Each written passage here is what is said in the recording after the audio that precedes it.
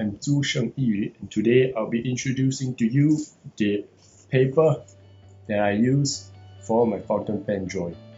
So this is the brand that I use since I started my fountain pen journey. It's a Daler Rowney A5 sketch pad. So the thing interesting about this sketch pad is that it's very informative. It's got symbols to show you the mediums that are great for using on their paper, which here shows ink on paper, pencil, and slide watercolor. So why do I choose A5? Why a A5 size sketch pad? It's because A5 is a very portable sketch pad, easy to carry around. You can just hold it in your hand and go out and do some on-the-side sketching. And there's not much space that it will take up in your backpack if you are bringing it along on a trip. Thus, I decided to use A5 size. Some would say A5 size you can't fit in much details, but that's because I'm using a fine tip fountain pen. Thus, I'm actually able to fit in as much detail as I could when I was drawing on an A4. So one key factor in me choosing this paper is that, first of all, it is a hot press paper, meaning that it is smooth.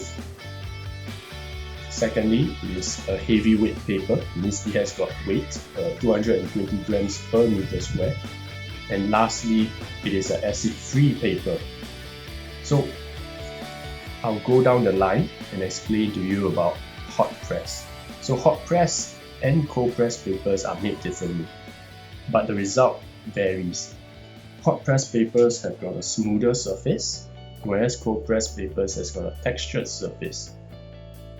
Thus, I wouldn't want to draw on a textured surface because there are many ups and downs, and I felt that it actually in turn hurts my fountain pen needs. Thus, I chose a hot press and smooth surface paper. Next is the acid-free. During the production of paper, they neutralize the compound of chemicals used to produce the paper.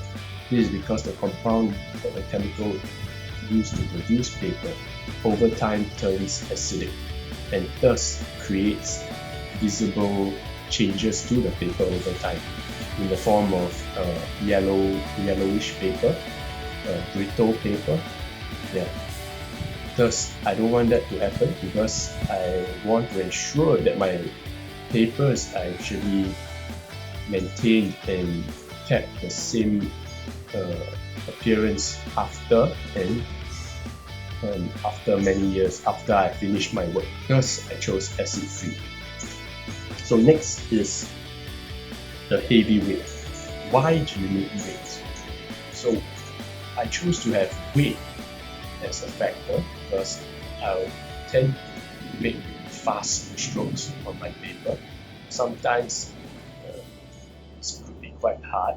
The fast strokes may make the paper shift, and when it shifts, it actually destructs the lines that I'm trying to make and the strokes that I'm doing on the paper. So it makes minute changes and sometimes abrupt changes.